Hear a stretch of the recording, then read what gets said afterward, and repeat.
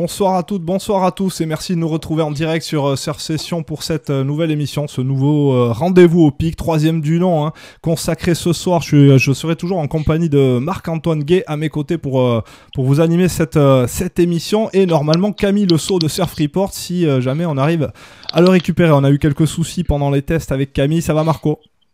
Ça va, Seb. Bonjour à tous, bonjour tout le monde.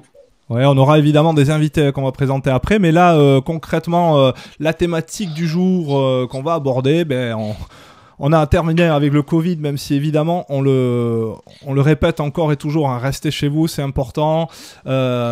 Évidemment, c'est compliqué d'être confiné. Voilà, il y a eu le report des JO, on l'a abordé la semaine dernière. Il y a eu également ce Covid qui a vraiment complètement bouleversé notre quotidien, on l'a abordé également. Mais ce soir, on avait envie de changer d'air un peu et de prendre la route du surf de gros, Marco, avec notamment les limites de la médiatisation du surf de gros, parce qu'on s'est aperçu que ça pouvait poser quelques problèmes, Marco. Et exactement, on va parler du surf de grosses vagues aujourd'hui, donc un sujet un petit peu différent, un sujet dont on a un petit peu parlé il y a pas longtemps grâce... plutôt à cause de l'accident d'Alex Botelho à Nazaré lors de la dernière grosse compétition.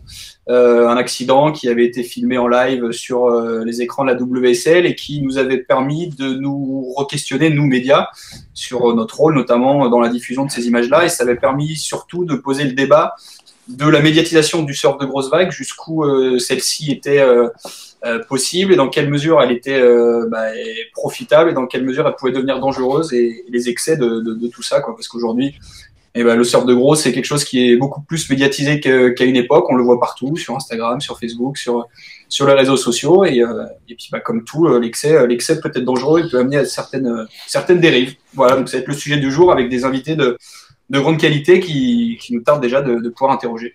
Oui, tu penses notamment que... tu parles de dérive évidemment en tout cas dans la médiatisation. On répète encore une fois, hein, c'est pas la thématique n'est pas le surf de gros, Marco. Hein, on précise vraiment aux auditeurs et à tous nos invités qu'on va vous présenter un tout petit peu plus tard. Mais on n'est pas en train de parler du surf de gros parce que ça évidemment ça va faire partie de la discussion. Mais on est en train de parler vraiment de la médiatisation et de tout ce qui en découle. À savoir notamment, voilà, parce qu'aujourd'hui, Marco, on va mettre le doigt dedans. Hein, aujourd'hui, chacun est libre quelque part de s'auto-médiatiser. Mais c'est un petit peu le problème avec les réseaux sociaux, c'est qu'aujourd'hui tout le monde peut être un petit peu journaliste et prendre la vidéo et les photos qu'il veut, comme tout le monde peut se déclarer surfeur de gros en se filmant un petit peu sur toutes les grosses vagues. Et on va le voir avec nos invités qui en parleront certainement beaucoup mieux que moi, mais il y a des étapes à respecter, derrière ces athlètes, il y a beaucoup de préparation physique et la médiatisation peut donner un côté de facilité, ou en tout cas peut donner l'aspect de quelque chose d'accessible à un plus grand nombre. Or, c'est quelque chose qui est quand même réservé à des athlètes qui se préparent d'une manière extraordinaire. Donc, ce n'est pas accessible à tout le monde. Et c'est justement cette médiatisation qui a donné ce sentiment de facilité qui, malheureusement, aujourd'hui peut être très dangereux pour les personnes qui l'utilisent à mauvais escient. Mais pour en revenir juste à cet accident de Botelho, ça nous a permis à nous, médias, et même à d'autres médias, de vraiment réfléchir là-dessus, sur le rôle aussi qu'on avait à jouer dans cette médiatisation, parce que qui dit médiatisation dit média, et nous, Surf Session, on est un média, donc évidemment que ça nous oblige, nous aussi, à repenser un petit peu ce débat. Allez, 18h09, vous êtes toujours en direct sur Surf Session pour ce troisième rendez-vous au pic consacré ce soir au surf de gros, en tout cas aux limites de la médiatisation du surf de gros. Je crois qu'on a récupéré notre confrère de Surf Report, Camille Le Sceau. Camille, est-ce que tu nous entends? Salut les gars, bonjour à tous, est-ce que vous m'entendez? Ouais, c'est bon, on t'entend Camille. Justement, on était en train d'expliquer, de parler du surf de gros. Est-ce que tu pourrais... on était en train de justement d'aborder les limites de la médiatisation et en tout cas les interrogations que nous médias on doit pouvoir se poser, mais également que chaque personne finalement qui flirte avec cette discipline, parce que c'est quand même une discipline aussi à part entière, on va y revenir. Voilà un petit peu ton avis là-dessus, Camille. Il y a un petit décalage, rien de grave.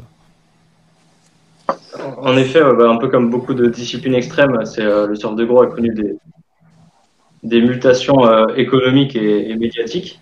Et c'est vrai qu'on va constater un peu au fil, comme Marco, les invités en parlant mieux de séquence, un peu sur la performance et les comportements au pic. Et ouais, c'est un peu la question principale de la journée. Ouais, Marco, alors, puisque évidemment, on essaye de comprendre un petit peu les tenants et les aboutissants. Toi, tu es quand même un spécialiste aujourd'hui du réseau social et concrètement, même si tu l'as évoqué tout à l'heure, en quoi aujourd'hui ça peut poser un réel souci tout simplement de laisser croire que c'est une discipline accessible. Je croyais que tu allais dire au début un spécialiste du surf de grosses vagues. J'ai eu peur, tu as bien fait de te rattraper. Parce que je ne surfe absolument pas des grosses vagues, mais ouais, c'est sûr que sur les réseaux sociaux, on voit tout passer, c'est comme un petit peu partout. Donc on voit d'un côté des gens qui surfent Nazaré, et c'est vrai que ça donne envie, parce que leurs images sont magnifiques, et ça donne envie, et ça donne des idées, et du coup, les réseaux sociaux donnent ce côté, j'ai envie de faire pareil, sauf que peut-être qu'on ne met pas assez en avant, nous médias, en tout cas sur les réseaux sociaux, toute la préparation qu'il y a derrière, tout le côté technique qu'il y a derrière, qui fait que non, c'est pas accessible à tout le monde. Enfin, en tout cas, pas tel que les gens, tel que beaucoup de gens pensent. Et donc voilà, ça va être un sujet à aborder. Et je rappelle que les gens peuvent nous poser des questions juste en dessous de ce live. Voilà, c'est ouvert et on essaiera de poser des questions à nos invités au fur et à mesure où elles arriveront. Il y a également, et Camille l'a abordé, il y a également un enjeu économique, on le sait, on va pas se mentir là-dessus. Le surf de gros, c'est aussi, ça attire économiquement les marques, mais pas uniquement les marques de surf, Marco. Et c'est vrai que finalement tout ça lié à cette surmédiatisation, ça peut créer une atmosphère. En tout cas, on est en droit de se poser la question concrètement. Ouais, complètement. On peut se poser la question de jusqu'où ça peut aller, jusqu'où ça va. C'est un vrai débat. C'est un vrai débat que je pense on aurait dû se poser un petit peu plus tôt, mais qui a pris une tournure vraiment différente avec l'accident avec Botello à Nazaré il y a quelques semaines en début d'année. Et c'est vrai que ça a accéléré un petit peu tout le processus, ça a accéléré aussi tout le questionnement qu'on peut avoir sur ce sujet-là. Et parce qu'on a aussi beaucoup de retours à droite à gauche, on lit des choses, et c'est vrai que quand on voit la prise de position de certains et la prise de position de d'autres, on se rend compte finalement que tout le monde n'est pas d'accord sur ce sujet-là, ce qui prouve qu'il y a un vrai débat et ce qui prouve que ça mérite qu'on en discute. Justement, puisque tu mets les pieds dans la wax, Marco, je vais prendre le relais. Et en effet, tu viens de donner des positions de certains, des positions d'autres. Et on se rappelle dans le podcast proposé qui s'appelle Impact Zone, présenté par Romain Ferrand et Rémi Schwassmich, qui était consacré à Alain Rioux, un passage, un court passage justement sur le surf de gros. Et pour Alain Rioux, donc là je cite, j'ouvre les guillemets évidemment, les XXL Awards machin, ça a fait des carrières, mais pour moi c'est du vent. Je trouve que c'est la fin du surf de gros. Les mecs se branlent pour pas grand chose. Il y a beaucoup de mecs que j'ai croisés sur des gros swells, mais ce ne sont pas des surfeurs. Ce sont des chargeurs, des mecs vaillants, mais ils n'ont aucune technique. Ça me fait chier de le dire, mais ce sont des blaireaux. Et après, tu vois des mecs comme ça qui sont reconnus pour ça. Je n'ai pas envie de faire partie de ce monde. Les Seb Sutner et des mecs comme ça ne sont pas des surfeurs. Je pense qu'ils n'ont pas franchi les étapes comme il faut. Ils sont arrivés par le surf, par le towin et le surf de gros. Mais pour moi, si tu n'arrives pas à faire un drop à pipe dans 10 pieds, tu ne mérites pas d'être là-bas. Il y a des étapes à franchir. Donc, autant dire là, Marco, qu'on a jeté le pavé dans la mare et que je pense que c'est 18h14, le bon moment pour accueillir nos invités. On va commencer, honneur aux filles évidemment, par Justine Dupont. On la présente plus, Justine. Bonsoir Justine, tu es en direct avec nous du Portugal. Alors, ma première question, elle a rien à voir avec le surf de gros, ça va, ça se passe comment le confinement ? Bonsoir à tous. Et ça va, pour l'instant, on s'occupe comme on peut et voilà, je prends le temps de faire des choses que j'avais pas trop l'habitude. On a beaucoup de boulot avec les réseaux sociaux, avec les lives comme là et avec les vidéos qu'on fait sur YouTube. On en a encore mis une hier, donc ça fait pas mal de boulot. Donc pour l'instant, ça va, ça se passe bien. On commence à manquer un petit peu l'eau salée, mais voilà, c'est comme tout le monde, donc on respecte et il y a pas de souci. On accueillera également qui sera avec nous Peyo Lissarassou. On a eu un petit décrochage tout à l'heure, mais il n'était pas encore en direct. Peyo, je crois que tu nous entends. Bonsoir Peyo. Voilà, Peyo également qu'on ne présente plus, pionnier du surf de gros en France, notamment sur la vague mythique du Pays Basque Bellara. Et puisqu'on parle de Bellara, il y en a un autre pionnier de Bellara qui est avec nous ce soir en direct, c'est Stéphane Iralour. Il avait des petits problèmes de connexion tout à l'heure, j'espère que ça va mieux. Bonsoir Stéphane. Salut à tous. Et évidemment, Stéphane qui est également, donc je l'ai dit, un pionnier de Bellara, mais qui a également, allez, on va dire, un père formateur, hein, tout comme vous tous d'ailleurs.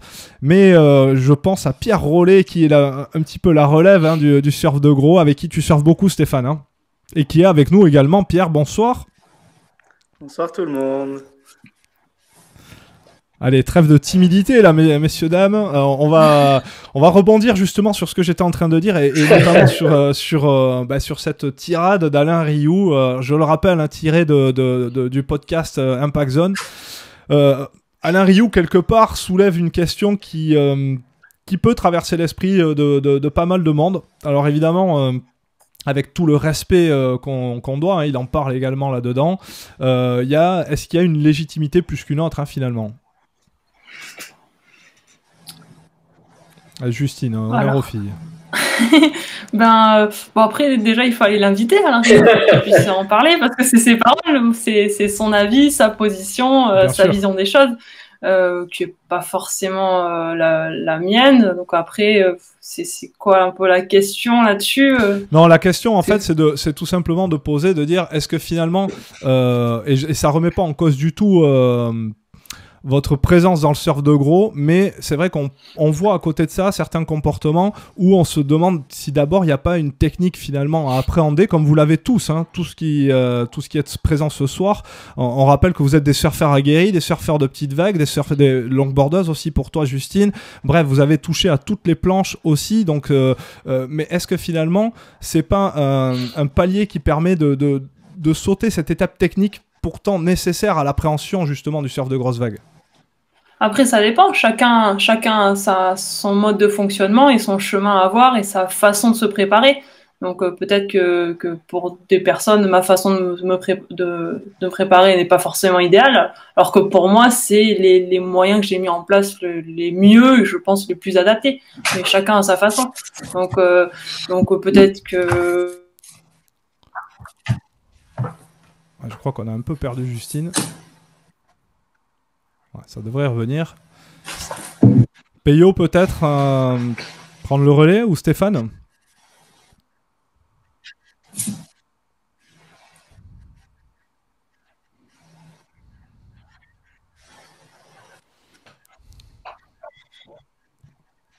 2003, on s'était retrouvé au XXL et je m'étais moi-même retrouvé nominé, pas jusqu'à la finale, mais j'étais quand même allé à la cérémonie avec Sébastien Saint-Jean. Il y avait eu toute une polémique à l'époque, mais enfin, c'est pas le sujet aujourd'hui. Par contre, j'avais vu le truc en direct et à l'époque, c'était le début pour nous à Bellara. On était assez sérieux au niveau de la sécurité et les réseaux sociaux, on dira simplement, n'existaient pas. Mais c'est vrai que ça avait fait du bruit. Et très vite, moi, j'ai pris la décision de ne pas accepter et de refuser d'apparaître dans les XXL. Ça m'a valu quelques échanges assez cocasses avec l'organisateur des XXL qui, sur quelques sessions, avait absolument voulu qu'il y ait une photo de moi. J'avais dû lui envoyer des emails pour lui demander de supprimer ma photo parce que voilà, je cautionnais pas et c'est tout simple. Hein, je trouvais les raisons Peyo de tout ça. La raison était très simple, c'est que on met un chèque sur une table et allez-y. Sans aucune prise de conscience des conditions de sécurité. Je veux dire, si le XXL avait imposé une charte de sécurité pour que les personnes soi-disant qualifiées pour offrir leurs photos s'engagent à faire ça dans des normes de sécurité, ça aurait été un premier pas. Si le XXL avait eu les moyens, peut-être qu'ils auraient pu sécuriser l'ensemble des sessions qu'ils voulaient relayer. Mais non, ils n'avaient pas ces moyens-là, ils n'avaient pas cette sensibilité-là non plus. À l'époque, la sécurité, c'était un sujet, mais ça ne l'était pas non plus. Il n'y avait pas eu trop de morts encore. Oui, Marc Fou était disparu, mais bon, il n'y avait pas eu les morts qui ont, on sait, fait pas mal de changements à la fin des années 2000. Et donc voilà, moi, j'ai vite vu de l'intérieur que le truc, c'était une sorte de récupération quelque part, Peyo. Récupération, je sais pas, effectivement, c'était facile. Alors, je trouvais peut-être facile, effectivement, de mettre un chèque comme ça et pouvoir racoler auprès de toutes les sessions, quelles qu'elles soient autour de la planète. En même temps, la réalité, c'est que oui, il y a peut-être de l'argent pour les surfeurs et certains pourront en parler mieux que moi ce soir, mais je pense que tous les surfeurs vivent d'abord pour leur passion et qu'ils ne sont pas en train d'économiser et d'acheter des maisons à droite à gauche avec l'argent qu'ils gagnent. Ils sont en train surtout de le réinvestir. Donc oui, il y a de l'argent dans le surf, mais c'est d'abord des gens qui vivent pour et par leur passion. Et c'est pas comme si on avait des footeux ou des joueurs de rugby autour de la table, quoi. Donc cet argent est nécessaire, mais c'est pas que de l'argent. Et effectivement, l'argent, comme vous l'avez mis en introduction, hein, ça peut pousser aussi à avoir quelques heures. Et moi, j'aurais des questions pour Justine, qui a participé à Nazaré. Je la garderai pour plus tard. On va la récupérer, la Justine. Je crois que justement, on est en train de la récupérer. Voilà, on a récupéré Justine.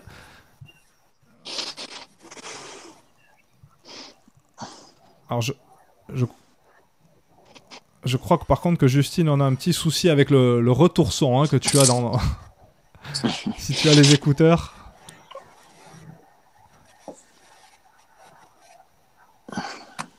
D'accord. C'est parfait. C'est génial. Merci beaucoup en tout cas.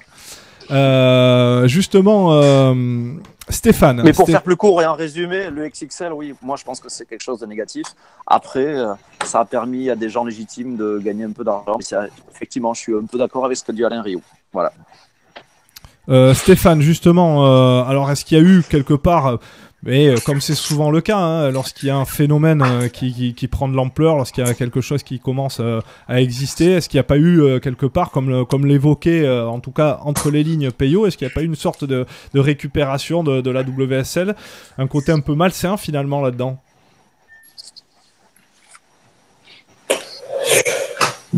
Malsain, je sais pas parce que en fait, il y a un peu deux questions dans ta question pour moi.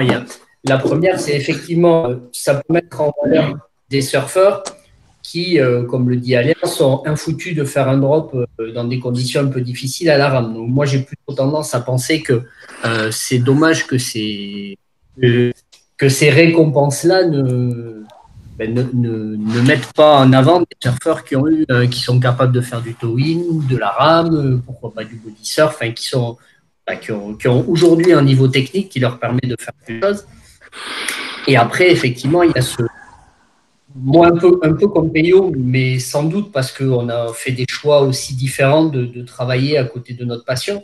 Moi, je suis venu au surf de grosses vagues parce que c'était avant tout un moyen de surfer au début des années 90 et même 2000. Plus les vagues étaient grosses et plus tu étais tranquille dans l'eau. Donc, très vite, moi, j'ai fait le choix de jamais candidater au XXL parce que, j'estimais que plus tu faisais parler d'un spot, plus tu avais de monde à l'eau, donc c'était pas ce que je recherchais. Et deux, parce que voilà, il y avait tout un tas de dérives que généraient ces récompenses qui me dérangeaient. Par exemple, tu vois, je ne comprends pas dans ce sport spectacle et par rapport au débat qu'il y a eu sur la chute d'Alex Botteo, je comprends par exemple toujours pas pourquoi on nomine le meilleur wipeout de l'année. C'est-à-dire que moi, ce côté spectacle et la boucherie ça m'a valu des discussions assez compliquées avec Bill Sharp quand j'ai pris ma grosse boîte en 2013 où j'ai failli mourir. Et où derrière, j'ai refusé que ma boîte soit nominée au XXL en me disant quand on tombe, c'est une erreur. Donc, je ne vois pas pourquoi on récompenserait une erreur. Et deux, ce côté mise en valeur de la situation mortelle d'un surfeur, ça ne m'intéresse pas. Donc après, voilà, derrière, comme disait Peyo, les XXL, ils ont quand même eu aussi l'avantage, je pense à des gens comme Justine ou d'autres, de mettre en avant des surfeurs qui sont multisports, qui ont des qualités incroyables, et ça leur permet aussi de vivre de leur passion et de gagner un peu d'argent. Bien sûr, tout n'est pas tant mieux. En tout cas, le format jusqu'à présent.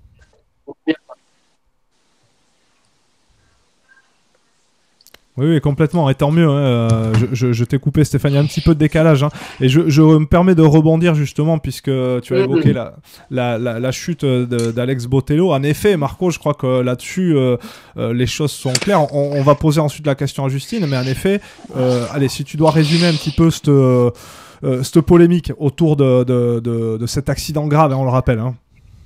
Mais la polémique, c'est juste que voilà, tout le monde était scotché devant le live de la WSL, à regarder cette compétition qui était complètement extraordinaire d'ailleurs. Et voilà, on a assisté à l'accident en direct, on le voit tomber, on le voit chuter, on voit les jet skis en difficulté pour aller le sauver. Et en fait, en direct, les commentateurs ne savaient pas plus que nous ce qui se passait, donc ils étaient dans l'inconnu. On voyait Alex Botello qui était à la surface de l'eau, on le voyait inconscient à côté des jet skis, on voyait les secours qui commençaient à courir un petit peu sur la plage. Et en fait, on était tous devant, un petit peu partagés entre le sentiment de se dire que voilà, c'est du voyeurisme, et le côté, on a envie de savoir ce qui se passe, on a envie de savoir s'il va bien, sauf qu'en direct, sur le moment, ils étaient incapables de nous dire si ça allait ou pas. En même temps, on était complètement... En même temps, Marco, lorsqu'on regarde un Grand Prix de Formule 1 en direct et qu'il y a un accident, exactement. J'ai envie de dire que finalement, est-ce que c'est quand on médiatise des sports comme ça et qu'on fait partie, je pense que personne autour de ce débat dira le contraire, lorsqu'on fait partie de cette élite-là, parce que je tiens encore à rappeler, hein, vous faites partie d'une élite, vous êtes surentraîné pour ça, vous préparez en conséquence, même si évidemment, et Stéphane, tu l'as très bien rappelé, l'erreur est proscrite quasiment, hein, en tout cas c'est voilà. On rappelle aussi que dans d'autres sports ça arrive et on s'en choque peut-être un peu moins. Maintenant, voilà, on s'en choque pas. Ouais, pardon, c'est pas ils s'en choquent pas dans d'autres sports. Je veux dire, ça fait partie de l'histoire et ça il faut l'accepter. On aime, on n'aime pas. Mais ça fait partie du truc, quoi. Il suffit de regarder un peu la télé. Enfin, Formule 1, c'est un très bon exemple. T'as pas un clip, alors malheureusement en ce moment on voit pas trop, mais les moindres clips de présentation de course de Formule 1, forcément dans le clip de 5 secondes ou 10 secondes pour t'annoncer le Grand Prix du dimanche, il y aura un carton. Et c'est triste, et c'est la même chose dans le surf.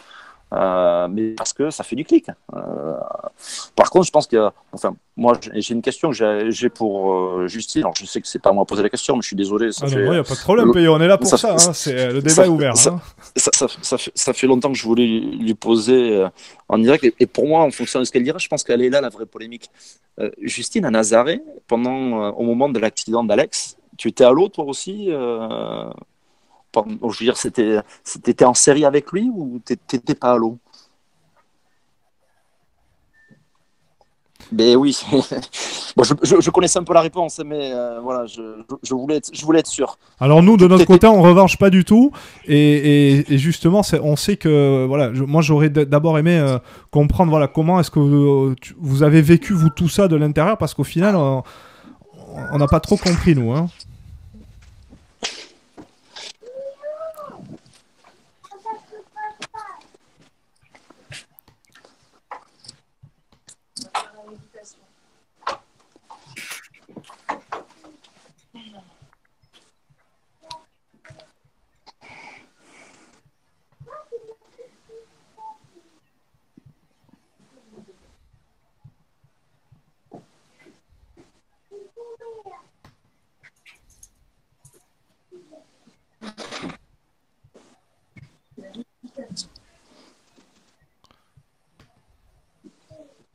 Ce que nous on mettait en place tout l'hiver et voilà, et ça a été peut-être pris c'est normal, c'est la première compétition, c'est pas évident, c'est voilà, WSL on est tenu par les Américains, tout ça, donc voilà, ils ont un côté un peu plus imposé, mais je pense qu'il y aurait eu bien mieux à faire, de beaucoup plus écouter, de venir en amont et de faire des événements de préparation, au moins sur le niveau de la sécurité. Voilà. Après, c'était chouette, c'était un premier événement, donc il fallait bien lancer quelque chose. Dans tous les cas, il y a eu plein de choses à critiquer et à rebondir dessus pour progresser sur cet événement. Mais ils ont fait une alerte. C'était en fait la dernière série de la compétition, donc on était parti pour au moins 2 séries. Et là, ils ont choisi d'allonger le temps de la compétition puisque les conditions étaient hyper belles. Et ils ont fait une 3e série. Et c'était les 5 dernières minutes de cette 3e série. Donc nous, surfeurs dans l'eau, moi, j'avais le droit de surfer qu'une demi-heure. Donc après, dans cette dernière demi-heure de la journée, je pouvais plus surfer. Et donc, on était moins vigilants sur le chrono, mais voilà, la compétition, il y a eu le flash rouge, comme quoi la série était finie 5 minutes plus tôt. Donc, il y a plein de personnes qui ont pensé que c'était juste 5 minutes, ils se sont trompés dans le chrono et c'est quelque chose, oh, mince, c'est ma montre qui est mal réglée. Voilà, il y a eu cette confusion-là. Donc, il n'y a pas eu autant de personnes qui auraient pu peut-être aider Alex. Et puis après, c'est encore, voilà, c'est encore le début. Il y a encore on confond encore un peu les personnes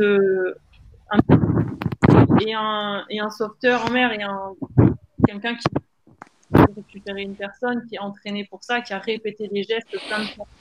Et donc voilà, on appelle aujourd'hui Water Patrol, tout ça. Des gens qui n'ont pas forcément ces notions-là, qui n'ont pas forcément pratiqué ça et automatisé tous ces gestes. Par exemple, moi, dans mon équipe, voilà, là, cet hiver, c'est Fred et Clément, eux, ils sont lifeguards, donc ils savent vraiment faire des choses. Et même lifeguard, ils pourraient ne pas savoir faire avec un jet ski, mais ils se sont entraînés dans voilà, sur tous les cas de figure qui peuvent arriver, et ils étaient prêts à ça. Ils étaient prêts à ça. Fred et Clément, ils étaient sur un jet ski, ils étaient prêts à ce qu'il y en ait un qui saute dans l'eau pour aller récupérer une personne dans une mauvaise situation. Tout était prêt, mais la communication n'était pas là, les radios ne fonctionnaient pas. Que l'organisation nous avait passé pour la compétition, donc on a dû tous utiliser nos radios, et donc voilà. Donc c'est plein de petites erreurs qui ont fait que ça a été c'est le cas à la fin, mais après mais Justine, pardon, Justine, c'est de nouveau Peyo, juste parce que moi tu le suggères là, mais je voudrais vraiment que tu le dises clairement si c'est effectivement le cas. Donc c'était une série supplémentaire. Ouais. J'allais la poser justement la question. Voilà. J'allais y venir. Est-ce que jusqu'à quel point justement on peut considérer qu'une journée de surf de gros, voilà, on en a assez, et que là on va commencer à prendre des risques. Je pense à tout un tas d'autres sports où finalement on se dit tiens c'est la dernière, à chaque fois c'est la dernière qui voilà. Alors, mais attention, pardon, mais c'est pas juste une journée de surf de gros là. Là c'est une compétition de surf de gros. Avec un format qui est annoncé la veille ou le matin. Donc, Justine, c'était quoi? Il y avait 2 séries de chacune 1 heure, c'est ça? Il y avait 2 groupes de 1 heure. On avait minimum. Et c'est ce qu'on vous a vendu le matin. Et dans la journée, on vous a dit on va faire 1 heure de plus, c'est ça? Non, c'était possible ça. Ça c'était déjà vraiment à l'avance. Et en fait, ils voulaient essayer de se caler vraiment à ce qu'on vit tous les jours à Nazaré. Donc lors d'une grosse houle. Ça dépend des équipages, mais en tout cas, nous, on rentre dans l'eau dès qu'il y a des vagues et on sort quand il n'y en a plus. Ou quand voilà, l'essence n'a plus de... Enfin, il n'y en a plus en dossier, ou quand il fait nuit. Donc ça, c'est pas ça le souci, parce qu'on avait été prévenus vraiment à l'avance, comme quoi il y avait au minimum 2 passages. Donc bon, mais qui a surfé des grosses vagues, il y en a eu assez pour 2 heures, c'est quand même pas beaucoup 2 heures. Et après, voilà, ils ont pu prolonger la période. Ça, il avait annoncé. Si les conditions étaient bonnes toute la journée, ils pourraient augmenter. Ils pouvaient même rajouter encore une série. C'était la possibilité de faire 4 séries et minimum de séries. Et toutes les séries étaient d'1 heure et on avait 1 heure de pause pour aller voir. D'accord, donc tout le monde était prévenu finalement. Oui, tout le monde était prévenu là-dessus. Après, tout le monde était prévenu là-dessus depuis longtemps. Donc c'est sûr que pour peut-être des personnes qui avaient moins pratiqué à Nazaré, c'était peut-être plus conséquent, mais pour tous ceux qui avaient l'habitude de surfer là, c'était une journée normale. Enfin, Pierre, il pourra en parler. Mais voilà, justement, merci Justine. On va peut-être donner la parole à Pierre qu'on n'a pas entendu. Pierre Rollet, allez, un petit mot là-dessus pour tout simplement pour essayer de comprendre ta position. On rappelle, hein, tu es un surfeur aguerri, averti, très bon surfeur également de petites vagues, très bon surfeur de grosses vagues également, et tu es aujourd'hui le binôme de Stéphane, je crois, hein, si je me trompe pas. Ouais, on a fait un joli bout de chemin ensemble avec Stéphane. Après, c'est Stéphane qui m'a emmené un petit peu partout. Mon premier message concernant les grosses vagues est arrivé de Stéphane, je m'en rappellerai toujours, qui me demande si demain il y a Bellara, est-ce que ça me branche de venir? Donc, et exactement, j'ai fait un joli bout de chemin avec Stéphane et on a refait une belle petite session récemment à Bellara, ce qui m'a fait énormément plaisir. Et ben ouais, pour venir sur le sujet, c'est un peu. Moi, je veux revenir sur ce que vous avez donné d'Alain au début, je suis d'accord sans être d'accord avec Alain, parce qu'aujourd'hui, on voit des gens qui vont courir des marathons, qui ont forcément jamais couru de leur vie, mais en s'entraînant, ils vont peut-être y arriver. Donc certes, ils vont passer par l'entraînement, mais c'est pas des gens qui ont couru des centaines de milliers de kilomètres. Donc oui, il faut savoir faire un take-off quand il y a des vagues à pipe et des vagues creuses, mais est-ce qu'aujourd'hui, tous les big wave riders et tous les gens qui veulent repousser un petit peu leurs limites et s'éclater sont capables de faire ce take-off dans des vagues creuses à pipe? Donc ça, c'est en gros, je pense peu que les limites et la passion de chacun, je pense, qui est à mettre en avant. Et ensuite, pour rebondir sur le côté de Nazaré, ce jour-là, on était à Bellara avec Peyo et Stéphane. Et on en a longuement parlé avec Peyo, je me rappelle, avant. Et donc, avant d'aller à l'eau, je sais que j'ai eu des paroles avec Peyo et je me rappelle lui avoir dit, waouh, s'il y a quelque chose qui devrait arriver, c'est aujourd'hui à Nazaré, s'il y a un accident. Je le souhaitais à personne et je le souhaite à personne. Mais les gros jours, alors c'est compliqué d'avoir un équipage avec une sécu. C'est compliqué, c'est quelque chose de très compliqué à mettre en place. Et félicitations à ceux qui le font. Bravo à Justine qui prend vraiment le temps de le faire et avoir ça. Et je pense que Nazaré, c'est un des endroits où c'est très important. Sur les autres spots aussi, c'est très important, mais Nazaré, on peut dire encore plus parce que à chaque fois qu'on va au bord, on peut se retourner avec le jet, donc il faut aller chercher les deux autres personnes. Et là, sur un jour de compétition, c'est pas une session de grosse vague, c'est une compétition. Qui ne s'est pas senti un petit peu pousser des ailes en compétition quand on regarde la compète de Ram à Jaws, les mecs, les vagues dans lesquelles ils vont, les tubes dans lesquels ils se mettent. Est-ce qu'en free surf et sans les XXL Awards, les gars iraient faire ça? Je pense que la compétition pousse à faire peut-être des erreurs ou se mettre un peu plus en danger. Et c'est vrai que la sécu sur la compète, ça a été, quand on voit l'accident, on se dit, ouais, il y a plein de petits points. Alors, une fois que c'est passé, c'est facile. Comme le nombre de personnes qui vont critiquer la ligne que prend Hugo Vo avec un jet ski, c'est facile de la critiquer, mais tant qu'on n'est pas sur le jet, on peut pas savoir celle qu'on va prendre. Ouais, bien sûr. Et justement, c'est ce que j'allais te. C'est un petit truc qui me chagrine un peu. On a vu les 2-3 étapes du Big Wave Tour, donc à la rame à Nazaré, et on voyait les super pilotes de la WSL arriver des États-Unis, faire des roulés-boulés dans le short break avec les jet skis. Et donc, sur le plan sécurité, pourquoi pas privilégier un petit peu plus les pilotes et les surfeurs locaux ou les gens qui ont l'habitude d'aller là-bas pour faire la sécu et du coup bien les écouter. Comme disait Justine, voilà, il y a des petits points à voir encore sur la sécurité, mais si on regarde les sessions qui se passent d'habitude, il n'y a pas forcément, tout est bien géré, chacun a sa radio depuis la falaise. Et pourquoi là sur un événement comme ça, ils n'arrivent pas à mettre une alarme ou avertir tout le monde avant d'aller dans l'eau? On sait très bien que c'est du surf de grosse vague, il peut y avoir un accident super grave. Ok, pour cet accident super grave, il y a une alarme qui sonne. Quand l'alarme elle sonne, tout le monde arrête de surfer, tout le monde va au bord. Et c'est là que c'est dommage donc c'est un point, ce n'est qu'un point à améliorer en fait. Et donc, en espérant que sur les éditions qui suivront, il y aura plus ce point-là à améliorer. Et est-ce que la WSL à ce moment-là, pour en revenir à l'accident, a eu raison de continuer de filmer, ou est-ce que, en sachant qu'elle ne savait pas justement ce qui se passait à ce moment-là et qu'elle n'avait pas de nouvelles d'Alex Botelho, est-ce qu'elle n'aurait pas dû justement couper plutôt que de garder les images braquées dessus? On en reparle tout à l'heure des accidents en compétition. C'est vrai que voir un accident de voiture en Formule 1, oui, l'accident on le voit. Après, quand on ne sait pas comment va le pilote, les caméras elles évitent de rester braquées dessus. Ouais, mais un trauma en rugby, regarde Marco. Un trauma en rugby, quand tu prends un gros impact, c'est filmé en plein direct. Le mec il sort sur trauma, il sort une minute, il revient. Que le direct soit filmé, ça évidemment c'est une chose, ça fait partie du spectacle auquel tout le monde contribue.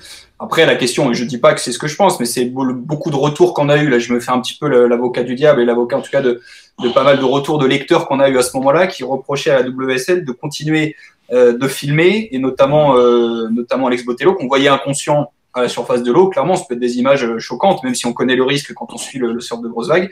C'est des images qui ont choqué certaines personnes, voilà, et c'est des images qui étaient relayées par la WSL, donc qui est un média, qui était le seul média à relayer cet événement-là. Ça a pu choquer certaines personnes. Est-ce qu'à ce moment-là, WSL n'aurait pas dû tout simplement couper, ou en tout cas mettre l'accent sur autre chose, mais ne pas garder les caméras braquées, ce qui a amené la réaction notamment d'Albi Layer qui disait que lui aussi surfeur de grosses vagues, notamment du côté d'Hawaï, qui disait que voilà, pour eux, enfin pour lui en tout cas, la WSL n'aurait pas dû faire ça parce que c'était justement se faire du clic sur la vie des surfeurs de gros, quoi. Justine, Il peut-être? faut regarder le nombre de millions de vues qu'a pu faire les images d'Alex Botello et alors ça c'est un peu mon opinion qui est peut-être un peu fort, mais regardez aussi pendant la compète une grosse vague qui a été surfée, le nombre de vues qu'elle a fait et le nombre de vues que fait un surfeur à sortir de l'eau à quatre pattes le jour de la compète, alors qu'il serait certainement remonté sur le jet pour repartir au pic. Tu veux dire qu'il y a un voyeurisme, tu veux dire qu'il y a quelque part un voyeurisme un peu malsain, quoi. Un peu malsain, non, mais humain. On revient un petit peu sur ce qu'a mis Stéphane en avant. Aujourd'hui, on récompense le plus gros wipeout. Et les surfeurs, on est là pour. Les surfeurs de grosses vagues surfent les grosses vagues et ils sont pas là pour les prendre dans la tronche, quoi. Oui, après, je pense que on met beaucoup l'accent là-dessus, mais ça fait partie du jeu. Pour moi, ils pouvaient continuer de filmer, c'est mon avis. Pour moi, la WSL peut donner ce prix du wipeout.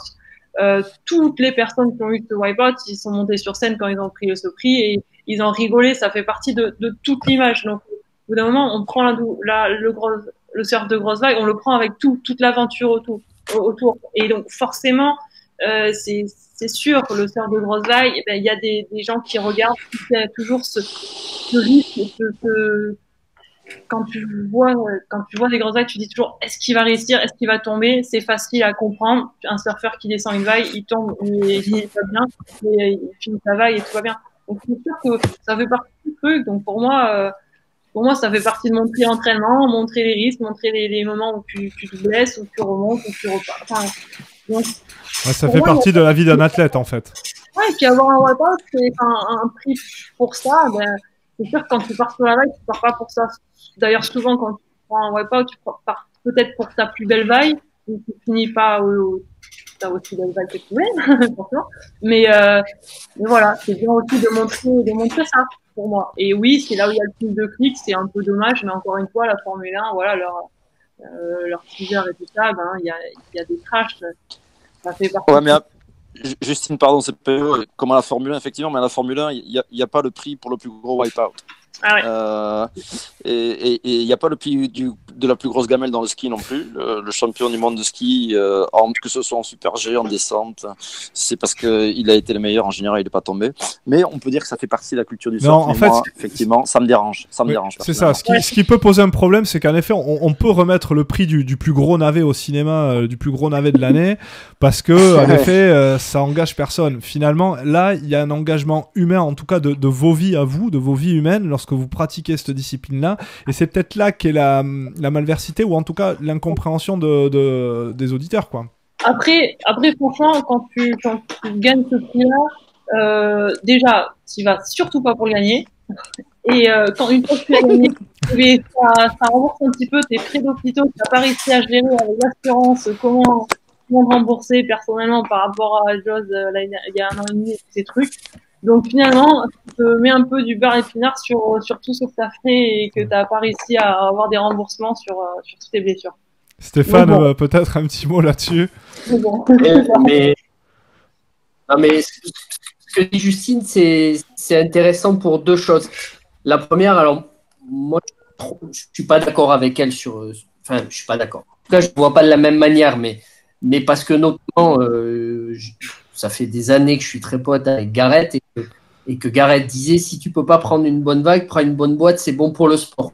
Donc, malgré tout, ce prix à la fin de l'année, il peut générer des comportements pour certains qui n'ont pas les moyens autrement que comme ça de se faire voir au XXL. bon, voilà, ça c'est mon point de vue. La deuxième chose, si tu veux, et ce que tu dis, Justine, c'est important parce que ça envoie au surf de plus grosses vagues, de grosses vagues en général, et plus seulement les épreuves de la WSL.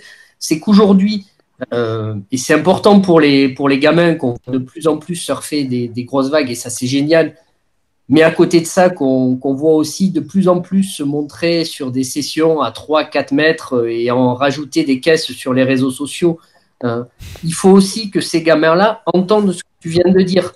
C'est-à-dire que aujourd'hui, un surf grosse vague n'est pas sa vie comme un sportif professionnel au sens où on peut imaginer le sportif professionnel top surfeur de du WCT, rugbyman, footballeur ou pire golfeur. C'est-à-dire qu'aujourd'hui, une personne comme Justine, qui est une championne extraordinaire et qui a mon plus grand respect, quand tu as des frais de dos, il faut aussi il faut entendre ce qu'elle vient de dire. C'est-à-dire que ça met du beurre dans les épinards. Une personne comme Justine, de la stature de Justine dans son sport, que ce soit au foot ou dans n'importe quel sport, la question ne se pose même pas. C'est quelqu'un qui devrait gagner beaucoup d'argent. Oui, après ça, voilà, moi j'ai fait plusieurs disciplines près de body surf dans le surf. J'ai toujours comparé aussi les shortboarders, ils ont beaucoup de chance par rapport aux longboarders ou par rapport aux body surfers. On voit ça à travers les sports et à travers le surf aussi, on peut comparer. Mais c'est sûr, on sera amené à en vivre de plus en plus, j'espère et j'aimerais, mais pour l'instant, ça c'est le cas. Après, ça c'est pas ça la question.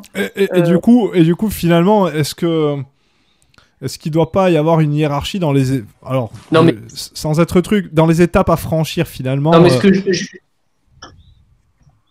ouais. Non, mais surtout qu'il faut bien avoir conscience que avant tout un sport de passion. C'est-à-dire que il faut aborder les grosses vagues comme étant un sport difficile qui demande d'entraînement, mais qui avant tout doit rester et est une passion. C'est-à-dire que c'est très très rare d'en vivre. Donc du coup, si tout le monde comprend bien ça, je pense que derrière les comportements qu'on constate, notamment sur les réseaux sociaux de surfeurs qui voilà, je ne sais pas s'ils sont légitimes ou pas légitimes, mais en faire des caisses en espérant se faire remarquer pour gagner 4 sous, voilà, il faut que les gens ils aient conscience que les top surfeurs de ce sport ne vivent pas ou vivent difficilement de leur passion. Mais après, ça, c'est même pas la question, parce que même si on en vit bien ou pas, ça, c'est tant mieux, c'est même pas ça. Je pense que moi, le sportif, il fait et il s'entraîne, et après, celui qui monte, un jeune qui commence et tout ça, c'est super qu'il ait envie de. Donc, les réseaux sociaux, c'est chouette pour ce côté-là de se médiatiser et d'être son propre journaliste, de montrer ses performances. Je trouve ça bien. Après, peut-être c'est plus le rôle dans ce cas-là, parce que le surfeur, lui, qui met sur son compte, j'ai surfé une super vague, qui disent qu'il a surfé une vague de 4 mètres alors qu'elle en faisait que 2, on s'en fiche en soi. C'est plus après peut-être les médias, et donc là, c'est là où Surf Session peut-être prend l'ampleur, c'est là où les médias peut-être, et surtout pour ces personnes-là, où les médias corps, c'est là où c'est eux qui concrétisent le truc, qui rendent la crédibilité. Et qui disent super, ce petit jeune vient de surfer cette vague, ou cette personne-là vient de surfer cette vague, bravo et tout. C'est juste, je pense, aujourd'hui on est très dans la réactivité, il faut vite mettre du contenu sur internet et on perd un petit peu le côté de la recherche. Est-ce que ce surfeur, il a surfé une très belle vague? Ok, mais est-ce qu'il a respecté le fait d'aller surfer en sécurité? Est-ce qu'il a fait bien, ou est-ce qu'il a fait juste une fois comme ça en catastrophe, et la fois d'après, puisqu'on l'a mis en avant, il va se sentir pousser des ailes et il va avoir un accident la fois d'après. Pour moi, le surfeur, il n'a pas son problème, ou la personne qui...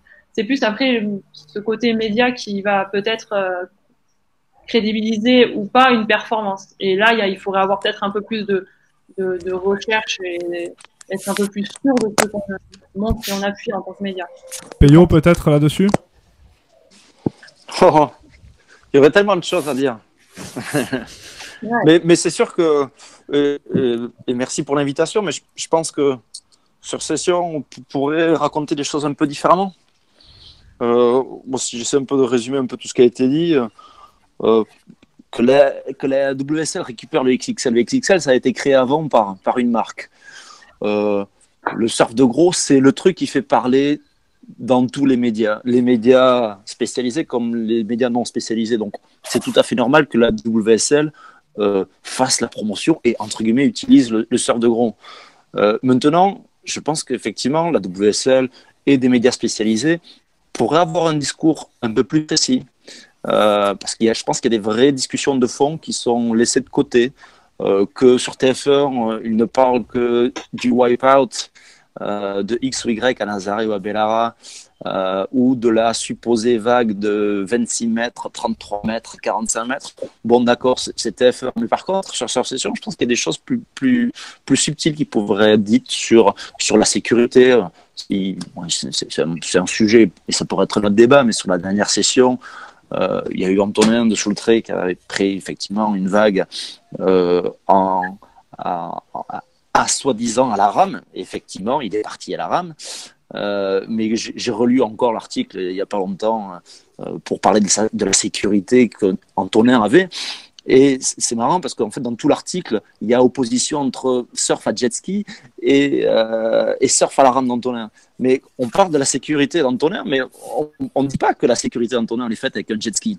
Bien sûr. Et donc, c'est des subtilités qui, en fonction de l'auditoire, méritent d'être racontées. Et aujourd'hui, en fait, moi, quand je vois des gens dire ouais non mais nous on y va à la rame, c'est pas bien, on s'en fout de savoir qui c'est qui va à la rame, qui c'est qui va en tracter. La réalité, c'est que pour aller dans ces conditions, c'est une préparation particulière, c'est du matériel particulier, et il faut de la sécurité. La sécurité se passe avec des gens compétents et en général des jet skis. Donc les gens qui veulent dire oui non mais nous on y va à la rame, oui on y va à la rame parce que dans l'inconscient des gens, un surfeur à la rame, c'est l'homme seul face à la nature, quoi. L'homme, excuse-moi Justine, en l'occurrence la femme aussi, seul face à la nature avec son surf. Mais non, c'est pas ça un surfeur à la rame à Bellara. C'est toute une organisation, ou à Bellara ou à Nazaré. Ouais. C'est toute une organisation, c'est des jet skis. Et ça, je pense que sur Session, on pourrait le raconter aussi. Ouais, c'est justement aussi absolument rien. C'est justement. Alors, ou d'autres, mais il y a et Twiggy que je connais un peu, qui est quand même un des barons du surf à la rame, mais qui était aussi à Nazaré. Moi, c'était des débats que j'ai eu avec lui. Il était tout le temps un peu en train de se côté. Oui, non, mais nous, on y va à la rame. Je lui dis, mais Twiggy, ça, pour les médias génériques, ils s'en foutent, et les médias spécialisés, il y aurait de quoi raconter. En quoi, effectivement, c'est vraiment du surf à la rame, la personne seule. Oui, quand à faire la compétition à Nazaré. C'est rigolo, hein.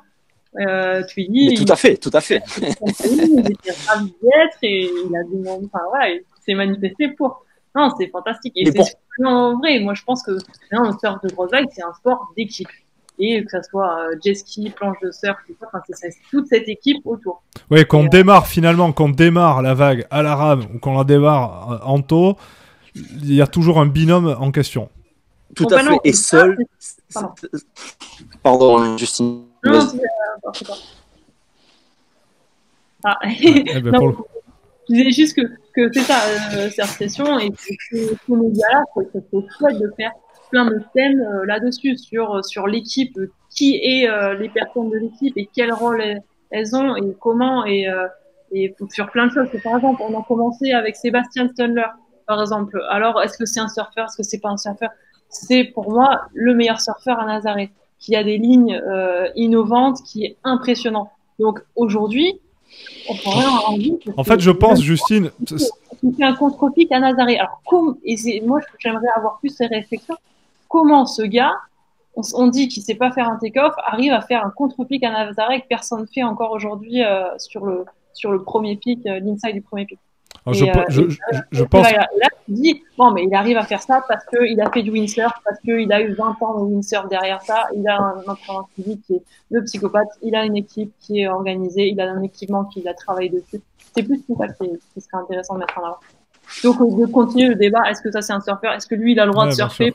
Il a surfé comme Pierre disait, mais celui qui a fait son marathon, lui, on ne pas pour savoir si tu as envie d'aller surfer. Tu peux, il faut juste mettre les moyens, l'énergie, le temps, la préparation, et mettre en avant vraiment ça et comment ils arrivent à faire. Pierre, justement, là-dessus. Juste un petit truc, je veux juste mettre le point sur j'ai personnellement vu Sébastien prendre des sacrées vagues à la rame à Nazaré. Oui, aussi. Oui. Et Will Skelny, là, je crois que c'est un Milan Nord. Il y a Maverick, il part sous le lit, puis c'est des arrivées. Bon, oui. Il y a non, je pense que ce qui est dit de manière très maladroite, quelque part, par Alain Rioux, et avec beaucoup de verve en tout cas, c'est sans doute que ce sont deux disciplines qui sont quelque part aussi différentes et avec des tenants et des aboutissants qui sont complètement différents. Deux disciplines, on voit, regarde, aujourd'hui, enfin voilà, Pierre, enfin pour moi c'est le meilleur français dans les grosses vagues aujourd'hui, et on voit, et quand tu réfléchis un petit peu, mais peut-être qu'il y a un article sur le fait que Pierre, c'est un super stand-up, enfin c'est un super gars qui fait du stand-up hyper bien, et peut-être que ce fait de faire du stand-up, ça lui apporte énormément dans les grosses vagues. Je suis sûr qu'il est même bon bodyboarder. Et bon, hyper bon bodyboarder aussi, mais ouais, c'est intéressant. Voilà. Peyo qui fait l'entraînement de fou aussi pour aller surfer Bellara, venir au tout début à Nazaré et tout ça.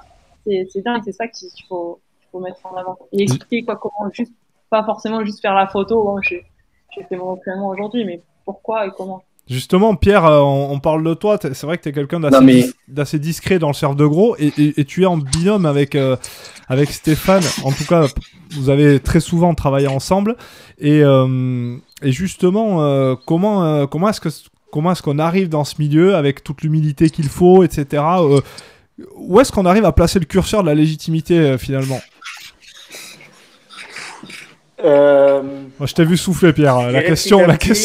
En faisant ses marques et j'essaie de pas brûler les étapes, même si parfois j'ai été frustré de pas faire certaines choses. Mais du coup, je me rends compte que si je les avais faites, donc si on m'avait emmené, je sais qu'il y a par exemple au tout début, j'ai tanné Stéphane des milliards de fois pour aller à Nazaré, et donc on y a été, et après je voulais repartir, mais si j'avais été, ben, j'aurais pu, j'en sais rien, être nominé au Super Wipeout XXL ou une chose dans le genre, et puis être celui qui brûle les étapes. Donc j'ai été drivé aussi. C'est pour ça que j'ai fait un peu peut-être moins d'erreurs.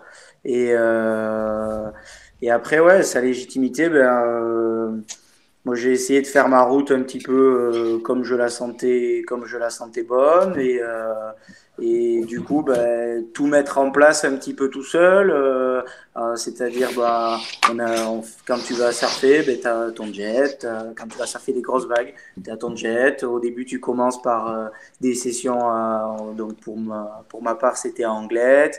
Après tu vas un petit peu plus gros à la rame. Ensuite, tu t'entraînes énormément avec le jet parce que c'est des automatismes à prendre, ce genre de choses. Et puis, la première fois à Bellara, tu prends pas 150 000 vagues, tu en prends une ou deux. Et puis, tu sors pas de l'eau en criant victoire et en racontant partout que tu as été à Bellara. Alors après, c'est peut-être une chance que j'ai de pas être un très grand accro des réseaux sociaux.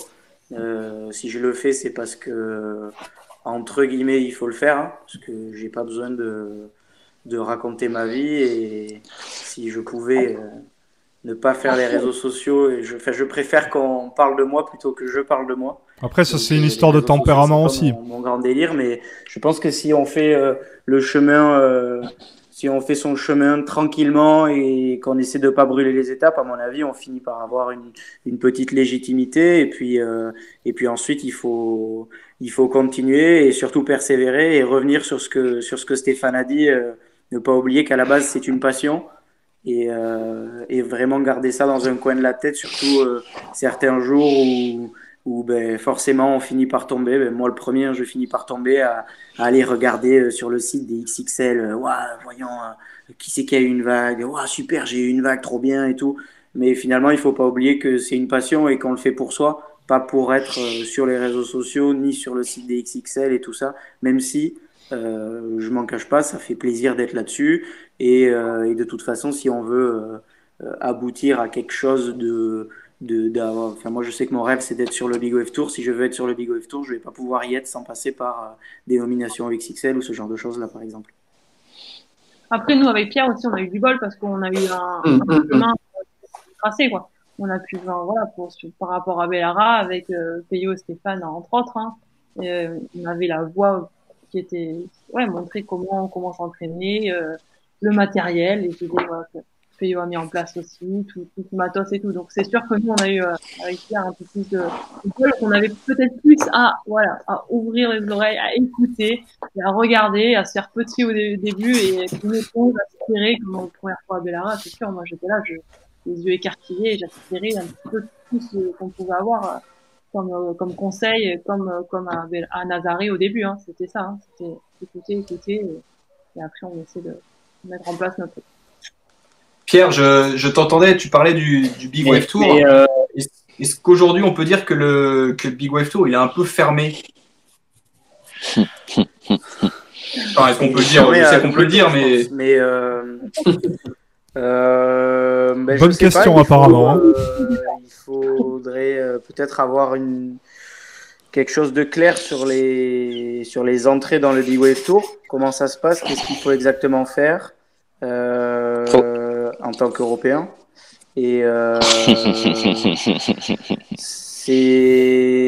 c'est encore parti de l'autre côté, c'est-à-dire qu'il n'y a plus d'étape en Europe, c'est tout aux États-Unis et donc ils font passer les États-Unis en premier. Mais ouais, ça me rappelle un slogan de campagne politique. Fermé, mais si la porte est fermée, on peut peut-être essayer de passer par la fenêtre. C'est sûr que si la porte est un peu plus ouverte, oui. Ça, c'est sûr. Stéphane, je crois que... la fenêtre, c'est quoi cette fenêtre? Bah, la fenêtre, c'est... Je pense si on s'éclate, si on passe tout l'hiver à s'éclater, on peut prendre des très belles vagues, des très grosses vagues un petit peu partout. Et donc, pourquoi pas à la fin, je ne sais pas...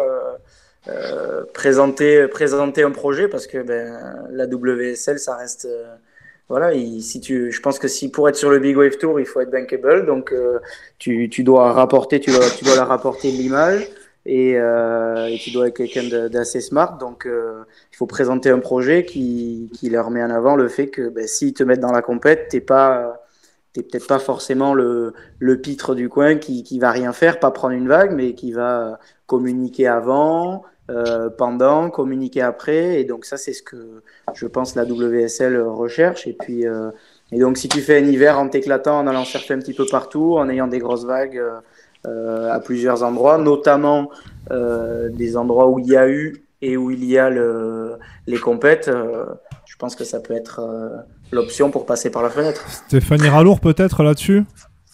Et Peyo, on l'a vu rigoler aussi là-dessus. Ouais, justement, j'allais y aborder après, mais je sais qu'il a des choses à dire. Non. Et le sujet de la WSL, c'est le vrai sujet. Encore une fois, quand Peyo parlait de votre rôle tout à l'heure, ou même quand Alain s'exprime, le sujet, c'est pas est-ce que Stoner est un guignol ou est pas un guignol. Et à plus forte raison, parce que, comme le disait Justine, il a prouvé à la rame qu'il était d'être aussi un bon surfeur. Mais c'est ça vraiment le sujet, c'est qu'il faut réussir à démontrer, et je pense que ça c'est le rôle des médias, on va dire, par rapport aux médias grand public. Il faut réussir à faire le tri entre quel est le surfeur qui est complet, qui est capable de surfer des grosses vagues à l'arme, et capable de faire du towing et ce qu'on veut dans les grosses vagues. Et derrière, comment on met en avant ces surfeurs-là pour les aider à rentrer sur le Big Wave World Tour. Puisque aujourd'hui, quand on regarde les rares Européens qui ont réussi à y accéder, c'est pas forcément, pour moi déjà aujourd'hui, les gens qui sont sur le Big Wave World Tour, c'est déjà des gens qui sont légitimes, puisqu'il y a quand même de sacrés surfeurs qui sont dans les compétitions, qui sont capables de faire de tout. Par contre, ce qu'on comprend pas bien, et moi je le dis d'autant plus facilement que j'ai jamais la porte et encore moins la fenêtre, parce que j'en aurais bien fait une, mais on comprend pas bien quelles sont les règles pour y rentrer. Et finalement, si tu regardes un peu les rares Européens invités à des compétitions, c'est pas forcément le plus grand communicant. Par contre, c'est quelqu'un qui a été mis en avant. Alex Botello, c'est pareil, c'est des gens qui ont été mis en avant. Et là, qu'en Europe, par rapport aux États-Unis, on a quand même un train de retard sur la capacité à mettre les gens en avant finalement. Alors, je suis d'accord sur le fait que oui, on n'est pas si médiatisé. Enfin, la France n'est pas assez fière de ses Français et des Européens. Pareil, on met pas en Mais nous, on est avant. fiers de vous. Hein. Ouais. Vous Beaucoup. êtes plus en avant. Combien de alors, on va dire combien de couvertures de magazines de français par rapport aux mondiaux vous intéressez. Alors, Bon, combien là, de pages en moyenne consacrées aux Français et aux Européens par rapport aux internationaux? ça, je sais pas. On les a perdus, ils ont des coupures son là. Je suis pas revenu depuis assez longtemps. Je ne suis pas revenu depuis assez longtemps. Je ne réponds pas de. Hugo Bo, il a eu, je crois que c'est, je sais plus, il a eu un 10 ou un 8, je sais même plus, ou une note extra, sa première compète, sa première vague en série, en compète qu'il avait jamais fait jusqu'à présent, à Nazaré. Donc si Hugo Bo et Alex Botello, ils sont présents tous les jours à Nazaré, ils étaient là vraiment. Alors c'est comme ça que je disais. Oui, non, mais Super en disant s'imposer en ce que je présent. voulais dire. Ce que je voulais dire, Justine, c'est au contraire, pour moi, ils sont tout à fait légitimes dans le fait d'y être. Et c'est pas le sujet. C'est qu'ils ont la chance à un moment d'avoir les connexions que peut avoir Gareth aussi, qui leur a filé un coup de main pour le pied à l'étrier. Et ça, c'est presque l'exception qui confirme la règle. Nazaré et la WSA. C'est pas plus compliqué que ça aussi. Oui, ouais, tout à ouais, fait, c'est voilà. vrai aussi. C'est vrai aussi. Vas-y, Peyo, hein, on t'écoute, hein, prends le relais. Hein. Et franchement, il y aurait une Bon, compétition, voilà, il y aurait une compétition à la rame cette année à Nazaré. Bon, ok, peut-être que Pierre n'aurait pas encore fait partie de la compétition, mais l'année d'après, il l'aurait fait. Ouais, C'est juste comme moi, le WSL, j'ai mis, je sais pas combien d'années avant de gagner un prix, parce que bon, il faut un petit peu plus de temps quand tu es européen. Il faut tester sa persévérance. Mais bon, après, Pierre, il était parti, il scorait là encore cette année sur toutes les plus grosses sessions qu'on a eues à la rame. On en a eu peu cette année et il a scoré les plus belles vagues. Donc l'année d'après, il y avait une compétition. Ben, ils peuvent pas ne pas le mettre et ils l'auraient mis parce qu'ils auraient été d'une façon presque obligés parce que des surfeurs auraient presque dit voilà, non, on n'y va pas. Enfin, on fait pas la compétition parce qu'il y a pas le gars qui prend les meilleures vagues. Et on a de la chance encore d'avoir un peu cet esprit de communauté et de voilà des personnes. Donc Gareth, oui, Gareth il dit Hugo, Alex, il mérite parce que il est là, il voit et il peut confirmer que cette personne-là elle mérite parce que elle met de l'énergie et elle score déjà des super vagues. Donc, voilà. Peyo peut-être. Non, il y a effectivement une certaine opacité, on peut dire. Et je pense que effectivement Pierre aurait pu y être depuis peut-être un an ou deux déjà, mais je suis certain qu'il y sera très vite. Je veux me limiter à ça. Mais ouais, la géopolitique du surf est particulière et en tant qu'Européen, on est toujours un peu à la dernière roue du carrosse.